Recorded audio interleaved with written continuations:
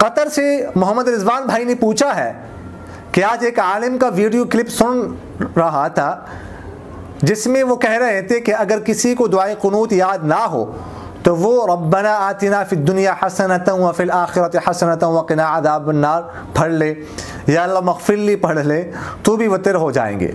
आए दुरुस्त है कि नहीं? देखिएगा, दुआए कुनूत असल में कहते हैं कोई भी दुआ, मुतलक दुआ, कोई भी दुआ पढ़ी जाए उसको दुआए कुनूत कहते हैं। ये जो हम मशहूर दुआ है अल्लाहुम्मा इन्ना नस्तईनुका व नस्तगफिरुका, हम इसको दुआए कुनूत कहते हैं। लेकिन दुआए कुनूत कोई भी मुतलक दुआ वितरों में पढ़ी जाए उसको दुआए कुनूत कहते हैं। तो मुतलक दुआ पढ़ना ये तो वाजिब है, जिसको असल में दुआए कुनूत कहते हैं। मुतलक कोई दुआ पढ़ना वाजिब है। ये जो मखसूस दुआ है अल्लाहुम्मा इन्ना नस्तईनुका व नस्तगफिरुका, ये पढ़ना वाजिब नहीं है, ये बेहतर है।